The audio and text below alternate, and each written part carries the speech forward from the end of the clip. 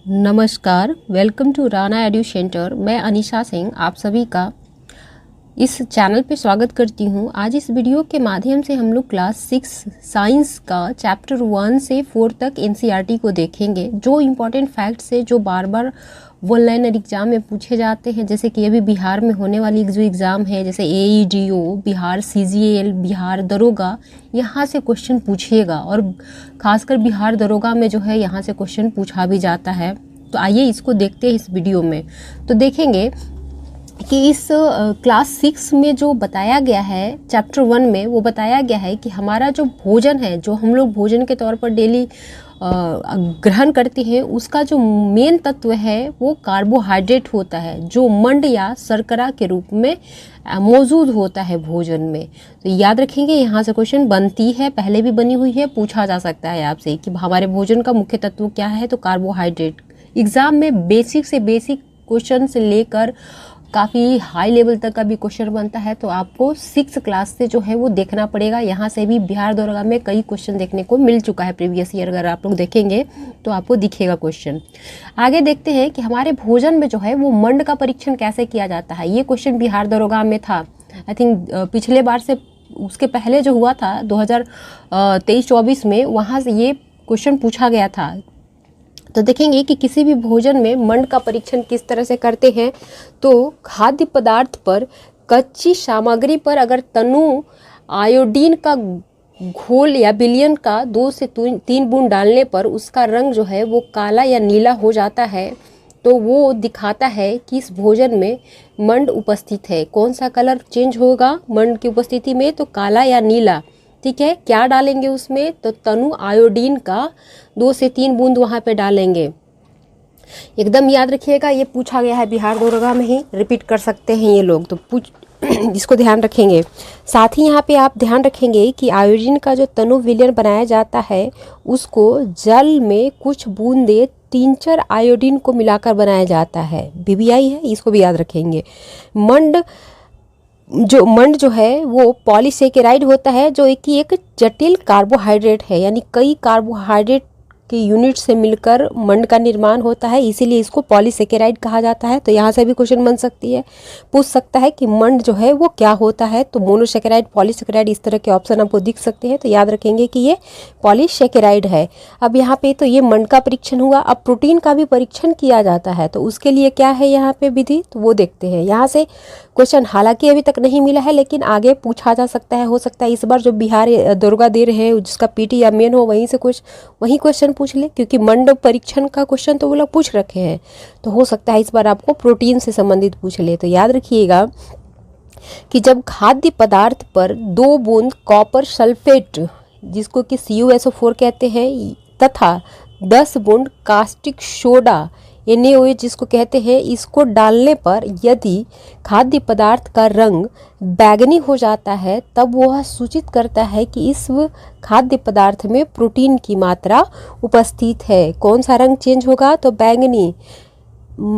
ये कार्बोहाइड्रेट या मंड के परीक्षण के लिए कौन सा कलर चेंज हो रहा था, तो ये काला या नीला हो रहा था। प्रोटीन में कौन सा हो रहा है, तो बैंगनी। एकदम याद रखेंगे, पूछा गया है।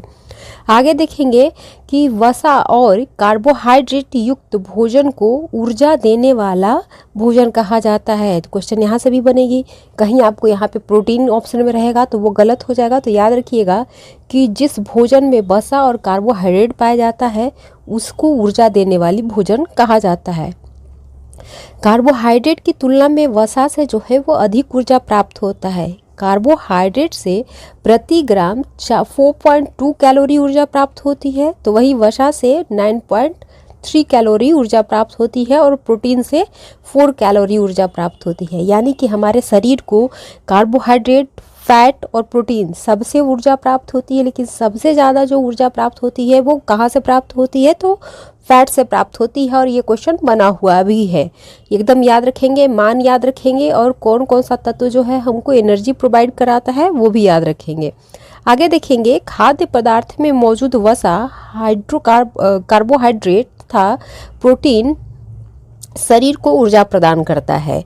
कार्बोहाइड्रेट जो है वो ग्लूकोज में टूटकर ऊर्जा प्रदान करता है। तो कार्बोहाइड्रेट डायरेक्ट तो एनर्जी प्रोवाइड नहीं करेगा, कैसे करेगा, तो पहले ये ग्लूकोज में टूटेगा, उसके बाद एनर्जी प्रदान करेगा। गर्मियों में आप लोग कई बार यूज़ करते होंगे कि जब थकान होती है तो मार्केट से खरीद के ग्लूकोज का बॉटल पाउडर लाते हैं, उसको घोलते हैं और पीते हैं और बोलते हैं कि बहुत जल्दी रिलैक्स फील हो रहा है। तो यही कार्बोहाइड्रेट है जो कि आप वहाँ पे बाहर में पाउडर के फॉर्म में जो है वो कंज्यूम करते हैं। आगे देखेंगे अभावजन्य रोग, यानी हमारे शरीर में जो पोषक तत्व है अगर उसकी कमी होती है तो उससे जो रोग होगा उसी को अभावजन्य रोग कहा जाता है। जैसे कि विटामिन सी की कमी से स्कर्वी नामक रोग होती है, आयोडीन की कमी से घेंगा नामक रोग होती है। हमारे भोजन के मुख्य जो पोषक तत्व के नाम है वो है कार्बोहाइड्रेट, प्रोटीन, वसा, विटामिन तथा खनिज। इसके अलावा भोजन में रुक्षांश तथा जल भी होता है। तो याद रखेंगे कि हमारे भोजन में क्या क्या पाए जाते हैं, क्वेश्चन यहाँ से भी बनेगा आपसे। और इनके अलावा अगर कोई अलग नाम होगा तो वो वहाँ पे गलत हो जाएगा। तो क्या क्या पाया जाता है, तो कार्बोहाइड्रेट, प्रोटीन, वसा, विटामिन तथा खनिज, साथ ही फाइबर जिसको कि रुक्षांश कहते हैं, और जल यानी कि वाटर। अब यहाँ पे देखेंगे कि विभिन्न पोषक तत्व क्या कौन कौन सा है जो शरीर को चाहिए, वो कहाँ से प्राप्त होता है और उसकी कमी से कौन सा रोग होता है और उस रोग का क्या लक्षण होता है। जैसे कि विटामिन ए, इसको हम लोग रेटिनॉल के नाम से जानते हैं। इसका जो कार्य है वो आँख तथा त्वचा को स्वस्थ रखना। ये कहाँ से प्राप्त होता है, तो पपीता, गाजर, दूध वगैरह से ये प्राप्त होता है। इसकी कमी से कौन सा रोग होगा, तो दृष्टि क्षमता जो है वो कम होगी या दृष्टि क्षमता में जो है वो क्षति देखने को मिलेगी। लक्षण क्या है, तो कम दिखाई देना, अंधेरे में कम दिखाई देना यानी कि रतौंधी, कभी कभी पूर्ण रूप से दिखाई देना बंद होना, दृष्टि दुर्बलता वगैरह। फिर देखेंगे विटामिन B1 जिसको कि थायमिन कहते हैं।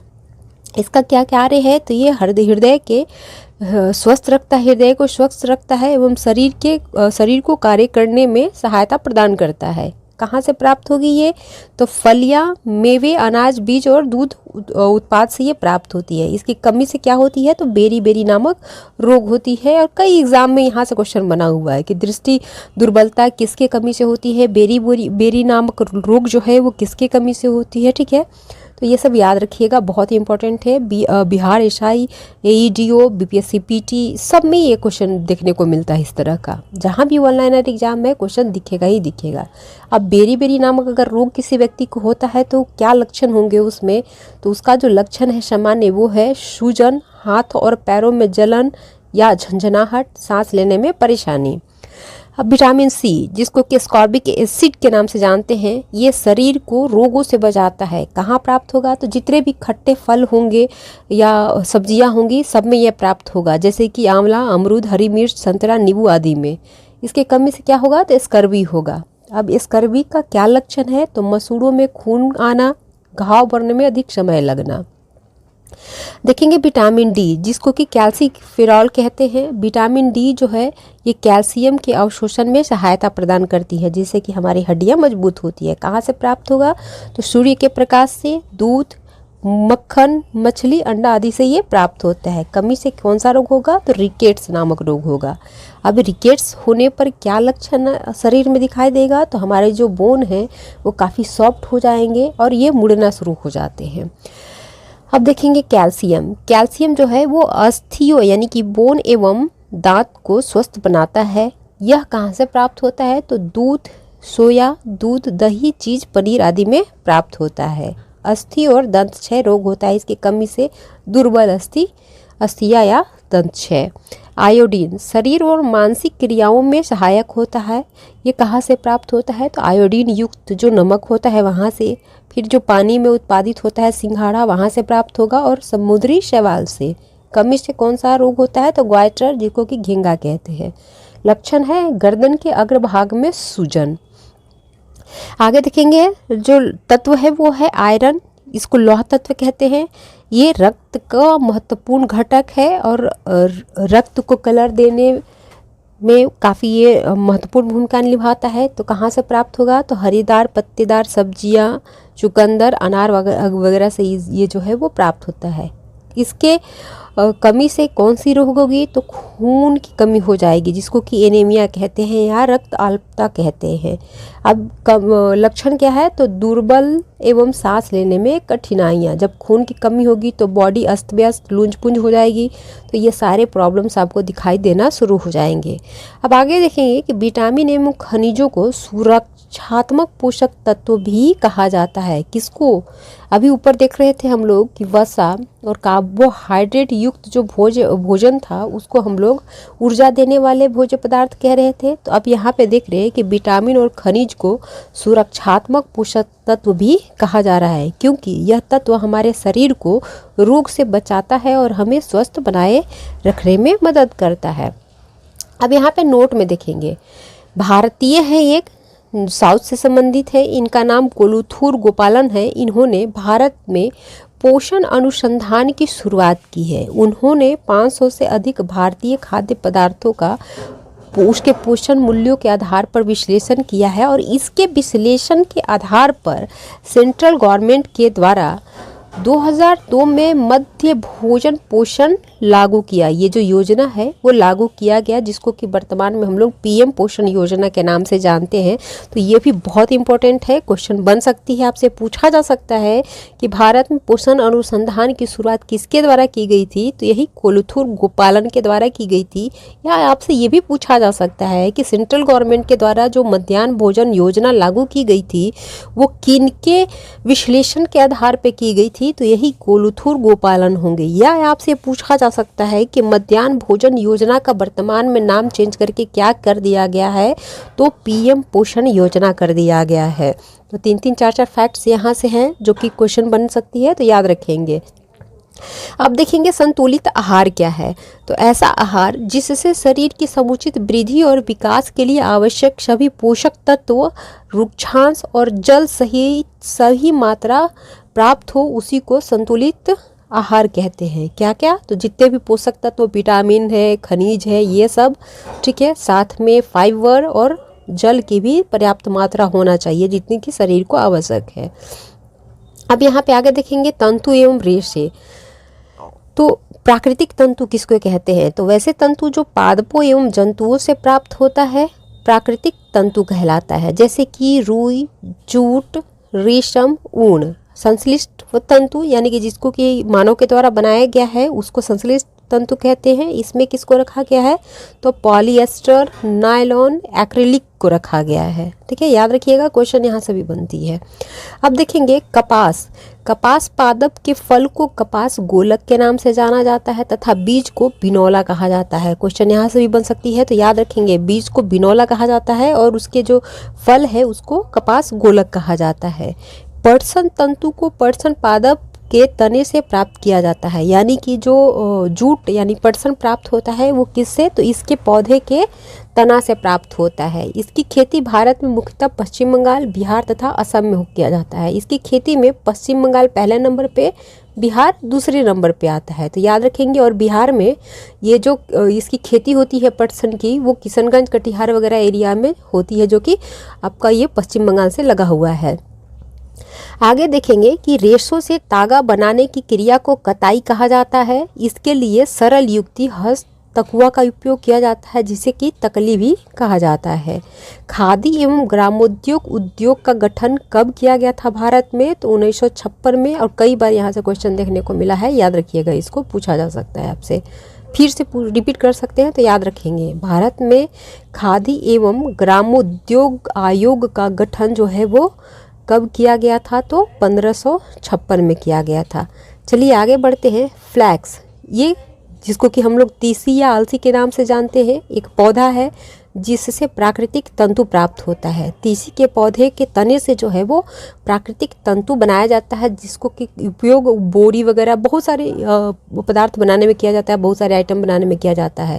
तो याद रखेंगे कि जूट के अलावा फ्लैक्स का भी उपयोग जो है वो प्राकृतिक तंतु प्राप्त करने में किया जाता है। इस देखेंगे कि प्राचीन मिस्र में वस्त्र को बनाने के लिए रुई तथा फ्लैक्स की कृषि नील नदी के निकटवर्ती क्षेत्रों में की जाती थी। तो क्वेश्चन यहाँ से भी पूछ सकता है कि प्राचीन काल में कौन सा वैसा शहर है जहाँ पे वस्त्र प्राप्त करने के लिए फ्लैक्स के पौधे का जो है वो रोपण किया जाता है। तो ये मिस्र है, और मिस्र में सब जगह नहीं, नील नदी के आसपास वाले एरिया में इसका उत्पादन किया जाता था। सूखे पौधे की डंडियों से अन्न कणों एवं अनाज को पृथक करना थ्रेशिंग कहलाता है। ये कृषि से संबंधित वर्ड है, आपको याद रखना होगा, यहाँ से क्वेश्चन बनती है आपसे, वो दे देंगे कि ये प्रोसेस है, अब इसको क्या कहते हैं एक वर्ड में आप बताएं, तो याद रखेंगे तभी। या जो ग्रामीण क्षेत्र से जुड़े होंगे उनको तो पता ही होगा, लेकिन जो शहरी क्षेत्र में हैं आप लोग बउआ वो याद कर लेंगे, इसको पूछेगा क्वेश्चन, अगर याद कर लेंगे तो 1 नंबर का फ़ायदा होगा, नहीं तो आप नुकसान में जाएंगे। आगे देखेंगे कि पवनों एवं वायु के झोंकों के द्वारा मिश्रण से भारी तथा हल्के अवयव को पृथक करना निष्पावन के नाम से जाना जाता है। जो ग्रामीण क्षेत्र में होंगे वो जानते होंगे कि पहले जो मतलब आज से 10 साल पहले जो है वो एक बड़ा सा हाथ मशीन चलाया जाता था और हवा उससे उत्पादित की जाती थी, और धान के समय में जो है वो धान को ओसाते थे लोग वहाँ। तो जो धान भारी कण वाला होता था वो मशीन के आसपास गिर जाता था, और जो उसकी भूसी होती थी वो हवा के वेग की वजह से दूर हटकर गिरती थी। तो ये जो प्रोसेस है इसी को निष्पावन के नाम से जाना जाता है। ठीक है, इसको याद रखेंगे। मिश्रण में जल मिलाने पर भारी अवयव जो है वो नीचे तली में बैठ जाता है, और जब वो तली में बैठ जाता है तो इस प्रक्रम को अवसादन के नाम से जाते हैं। अवसादित मिश्रण से बिना हिलाए जल को मिट्टी सहित उड़ेलने की प्रक्रिया को निस्तारण कहा जाता है। यहाँ 2 प्रोसेस है। भारी जो कण वाला जो मिश्रण है उसमें जल को मिलाना अवसादन कहलाता है, और उस अवसादित जल और कण के द्वारा बिना हिलाए अशुद्धियों को वापस निकालना, बाहर निकालना निस्तापन कहा जाता है। किसी भी द्रव में उपस्थित अशुद्धियों को छानकर अलग करना निस्यंदन के नाम से या फिल्टर करना कहा जाता है। जैसे कि पनीर बनाना, घर में जो पनीर हम लोग बनाते हैं वो क्या करते हैं, वो दूध को फाड़ते हैं, भारी कण को छानकर अलग करते हैं, तो यही प्रोसेस निस्यंदन है। पनीर जो है इसी प्रोसेस के माध्यम से बनाया जाता है। अब आइए पौधे के बारे में कुछ यहाँ पे बेसिक देखेंगे जो कि चैप्टर 4 में बताया गया है। तो यहाँ पे बताया गया है कि पौधे को 3 भागों में बांटा जाता है। पहला हो जाता है शाक, दूसरा झाड़ी, तीसरा वृक्ष। अब यहाँ से क्वेश्चन बनती है, वो पूरा स्टेटमेंट दे देंगे और बोलेंगे कि किस तरह का पौधा है आप बताएं। जैसे कि वैसे पौधे जिनकी शाखाएं तने के आधार के पास से निकलती हैं उसको क्या कहेंगे, तो उसको झाड़ी के नाम से जाना जाता है। ठीक है, तो इस तरह के क्वेश्चन बनाते रहते हैं, तो इन तीनों को बहुत अच्छे से करेंगे। आइए देखते हैं। शाक जो है वो हरे एवं कोमल तने वाले पौधे शाक कहलाते हैं। जो हरे हैं, कोमल हैं, कोमल तना है उसको शाक कहते हैं। यह सामान्यतः छोटे होते हैं और इसमें शाखाएं नहीं होती हैं, जैसे कि घास। झाड़ी, कुछ पौधों में शाखाएं जो है वो तने के आधार के पास से निकलती है तथा कठोर होती है, परंतु अधिक मोटा नहीं होता है, इसे झाड़ी कहते हैं। वृक्ष, कुछ पौधे बहुत ऊंचाई पे होते हैं तथा इसके तने सुदृढ़ एवं गहरे होते हैं। इनकी शाखाएं भूमि से अधिक ऊंचाई पर तने के ऊपरी भाग से निकलती है, इसी को वृक्ष कहा जाता है। तो ये तीनों डेफिनेशन याद रखिएगा, काम देगा। अब देखेंगे ये तो मेन 3 पौधे हैं हमारे पास। इसके अलावा भी कुछ पौधे यहाँ पे पाई जाती हैं, जैसे कि विसर्पी लता एवं आरोही लता। ये घास के कैटेगरी के हैं, साग के कैटेगरी के ही हैं ये प्रजाति, बट इसको यहाँ पे अलग से हम लोग देखेंगे। अगर मेन इसको बांटा जाए, रखना हो तो हम लोग साग वाले में रखेंगे। तो यहाँ पे देखेंगे कि विसर्पी लता क्या है। तो कमज़ोर तने वाले पौधे सीधे खड़े नहीं हो सकते हैं और ये भूमि पर फैल जाते हैं, जिसे विसर्पी लता कहा जाता है। ये लोट-पोट के अपना ग्रोथ करते हैं, जैसे कि कद्दू का जो पौधा है वो, या नेनुआ तोरई का जो पौधा है वो, सब विसर्पी लता के तौर पे जाने जाते हैं।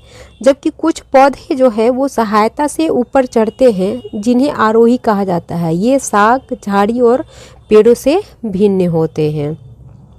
अब लीफ के बारे में यहाँ देखेंगे हम लोग। लीफ जो है वो पत्ती का भाग जिसके द्वारा यह तने से जुड़ी होती है उसको पेटियोल या पर्णवृत्त के नाम से जाना जाता है। यानी कि ये जो पार्ट है हमारा लीफ का, ये वाली, उसको पर्णवृत्त कहा जाता है। अब पत्ती का जो ये पूरा जो एरिया है, जो आधार है, इसको फलका लैमिना के नाम से जानते हैं। पत्तियों पर कुछ रेखाएं जो बनी हुई हैं, ऐसे ऐसे जो बनी हुई हैं, ये चीज़, इसको जो है वो सीरा या वेन कहा जाता है। और पत्ती के जो बीच में एक मेन मोटा सा सीरा होता है, ये इसको मध्य सीरा के नाम से जाना जाता है। पत्तियों पर सिराओं द्वारा बनाए गए डिजाइन को सिरा विन्यास के तौर पे हम लोग जानते हैं। यदि यह डिजाइन मध्य सिरा के दोनों ओर जाल जैसा हो तो उसको जालिका रूपीय सिरा विन्यास कहते हैं, जैसे कि ये। और अगर ये डिजाइन जो है वो जो मध्य सिरा है उसके समानांतर बनी हो तो उसको समानांतर सिरा विन्यास के नाम से हम लोग जानते हैं, जैसे कि इस फिगर में दिखाया गया है। आगे देखेंगे कि घास की पत्तियों की सिराएं एक दूसरे के समानांतर होती हैं, समानांतर सिरा विन्यास के नाम पे जानते हैं। अब रूट के बारे में देखेंगे यहाँ। तो पौधा का वह भाग जो जमीन के अंदर मूलांकुर से विकसित होकर प्रवेश करता है तथा प्रकाश के विपरीत दिशा में जाता है, जड़ या मूल कहलाता है। ये क्वेश्चन भी कई बार कई वन लाइनर एग्जाम में देखने को मिला है। वो पूछते हैं कि पौधों का वो कौन सा भाग है जो मूलांकर से विकसित होता है और प्रकाश के विपरीत दिशा में उसका ग्रोथ होता है। तो यही है जड़ महाराज अपना। जड़ जो है वो दो प्रकार के होते हैं, एक मूसला जड़ और दूसरा रेशेदार जड़। तो आइए इन दोनों प्रकार को देखते हैं। तो मूसला जड़ किसको कहेंगे? तो जालिका रूपी सिरा विन्यास युक्त जो पत्तियां होती हैं उसकी जड़ जो होती है वो सामान्यतः मूसला होती है। यह जो जड़ है वह शीर्ष पर मोटी होती है तथा नीचे की ओर पतली होती है, जैसा कि इस फिगर में दिखाया गया है। इसमें से छोटी छोटी पार्श्व जड़ें निकलती है जिसको कि द्वितीयक जड़ें कहते हैं। ये जो जड़ होता है वो मेनतः जालिका रूपी सिरा विन्यास वाले पौधे में पाई जाती है या द्विबीजपत्री जो पौधे हैं उसमें पाई जाती है। ये दोनों भी इसका मेन पॉइंट है, याद रखिएगा, यहाँ से भी क्वेश्चन बनता है। अब ये जड़ें कहाँ कहाँ पाई जाती हैं? तो गाजर, मूली, सलजम, सरसों, चुकंदर, आम आदि में ये पाई जाती हैं। रेशेदार जड़ें, तो यह जड़ तंत्र जिसमें प्राथमिक जड़ नष्ट हो जाती है और उसके स्थान पर तने के आधार से पतली पतली धागे जैसी कई जड़ समूह निकलती है, उसे रेशेदार जड़ या झकड़ा जड़ कहा जाता है, जैसे कि इस फिगर में दिखाया गया है। समानांतर सिरा विन्यास वाले पौधे की जड़ें जो होती हैं वो रेशेदार होती हैं, ये याद रखिएगा। एक बीजपत्री पौधे के ज़्यादातर जो पौधे हैं वो उनकी जो जड़ होंगी वो रेशेदार होंगी, जैसे कि गेहूँ, मक्का, घास, केला, बांस आदि। अब ये खाने वाली जड़ कई बार विभिन्न एग्जाम में क्वेश्चन पूछा हुआ है, इसको तो आपको रट जाना होगा, जैसे गाजर, मूली, सलजम, शकरकंद, टैपियोक याद रखिएगा इनको। ही थोड़ा सा अजूबा सा नाम है, नया नया नाम आपको लगता होगा, लेकिन याद रखेंगे कई क्वेश्चन में ये देखने को वर्ड मिल चुका है। अब यहाँ पे आलू तना है, याद रखिएगा, कई एग्जाम में पूछा जा चुका है।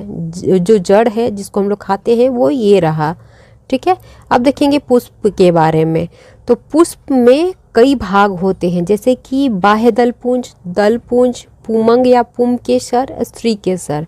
अब यहाँ पे पुमकेसर ये मेल भाग होता है पुष्प का। इसमें दो पार्ट जो है वो होते हैं, एक होता है तंतु, दूसरा होता है परागकोश। परागकोश जो है वो थैली के अनुसार होता है, इस तरह से रहता है, इसमें ढेर सारा पराग रहता है और यहाँ पे एक तंतु होता है इसमें, ठीक है। अब आगे देखेंगे हम लोग स्त्री केसर का भी कई भाग होता है, जैसे कि अंडाशय, वर्तिकाग्र। अंडाशय जो है वो आप देखेंगे कि फूल के ऊपर एक गुंबद आकार का बना होता है गोल, उसी को अंडाशय कहते हैं। इसको जब आप काटेंगे तो छोटे छोटे इस तरह से आपको एक ब्लैक डॉट टाइप के दिखेगा, जिसको कि हम लोग बीजांड के तौर पे जानते हैं। इसके ऊपर आप जाएंगे, जो ये बना हुआ है आपका ये अंडाशय, ये एक नली के माध्यम से जुड़ा होता है और ऊपर में एक वर्तिकाग्र होता है। ये वर्तिकाग्र जो है वो पराग कणों को जो है वो यहाँ पे ग्रहण करता है और वर्तिका के माध्यम से ये अंडाशय में लेकर आता है। ये यहाँ पे आता है और निषेचन होता है और फूल का जो है वो निर्माण होता है, नए पौधे का निर्माण होता है। तो याद रखिएगा कि पुंकेसर और स्त्री केसर का भाग क्या क्या है। अब यहाँ पे देखेंगे हम लोग कि अंडाशय को काटने के बाद उसमें छोटी छोटी गोल संरचनाएं दिखाई जाती हैं, जिसको कि बीजांड कहा जाता है। तो यह भी क्वेश्चन पूछा गया है कि बीजांड जो है वो पुंकेसर का भाग है या स्त्री केसर का, तो ये स्त्री केसर का भाग होगा। ठीक है, ये जो फूल का पार्ट बनाया गया है तो ये एकदम जरूरी नहीं है कि ये सारे पुष्प में एक साथ पाए जाएं। ठीक है, ये भी याद रखेंगे, एकदम नेसेसरी ये नहीं है पॉइंट।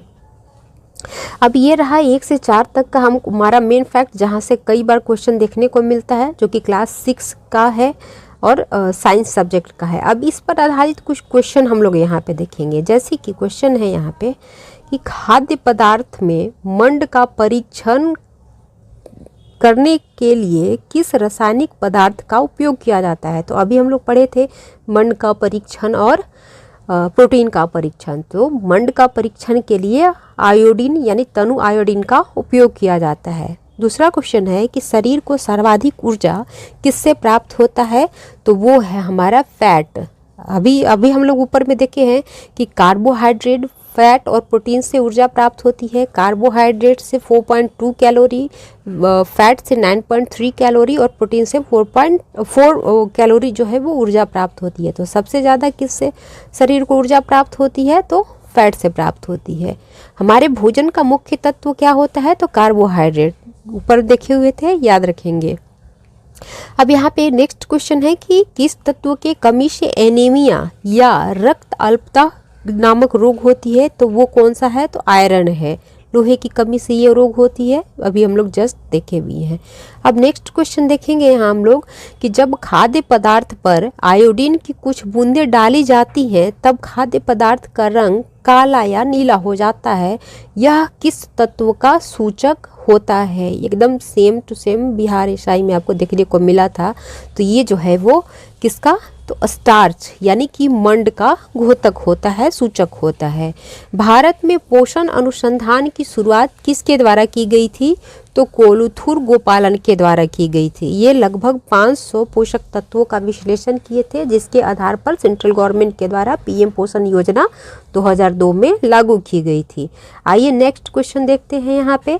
तो बताएं निम्न में से कौन प्राकृतिक तंतु नहीं है। तो अभी देखे थे कि तंतु 2 तरह की होती है, प्राकृतिक और संश्लिष्ट। तो बताना है कि प्राकृतिक तंतु नहीं है यानी कि संश्लिष्ट तंतु है, तो वो है कौन सा, तो यहाँ पे एक्रिलिक नामक जो तंतु है वो प्राकृतिक नहीं है, इसको हम लोग कृत्रिम तौर पे बनाते हैं। नेक्स्ट क्वेश्चन है कि खादी एवं ग्रामोद्योग का गठन कब किया गया था, तो 1956 में। अब बताएंगे कि निम्न में से कौन सा कथन सही नहीं है यहाँ पे, तो पत्ती पंडवित के माध्यम से तना से जुड़ा रहता है, सही है। पत्ती के हरे भाग, चपटे भाग को फलक कहा जाता है, ये भी सही है। द्विबीजपत्री में मुख्यतः रेशेदार जड़ पाए जाते हैं। और लास्ट ऑप्शन है कि समानांतर सिरा विन्यास वाले पौधे की जड़ें जो होती हैं वो रेशेदार होती हैं। तो ये जो है वो गलत है, ये स्टेटमेंट हमारा गलत है, यानी कि ये आंसर होगा। आपको अभी बताए थे कि एक बीज पत्री वाले जो पौधे होंगे उनकी जड़ें रेशेदार होती हैं। ठीक है, नेक्स्ट क्वेश्चन देखेंगे हम लोग कि निम्न में से कौन सा जड़ नहीं है, तो आलू जो है वो तना है, बाकी गाजर, टैपियोक, मूली जो है वो जड़ है जिसको कि हम लोग खाते हैं।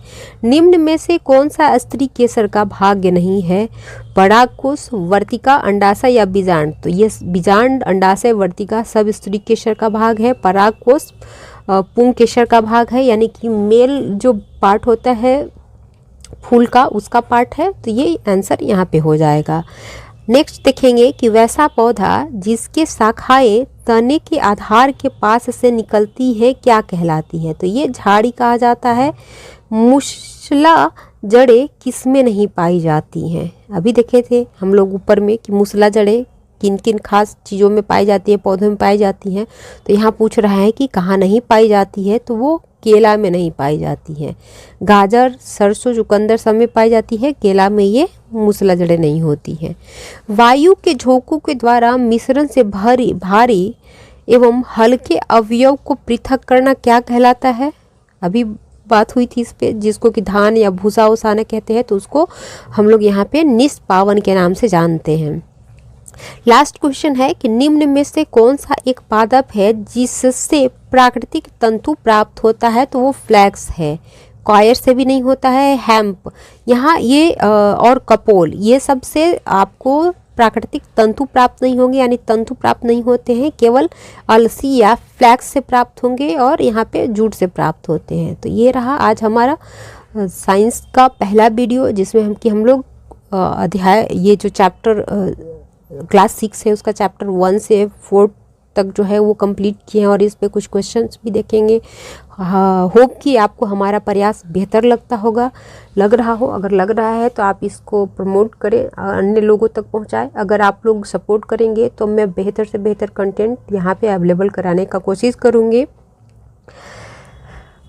बहुत बहुत धन्यवाद हमारे वीडियो को देखने के लिए। जय हिंद।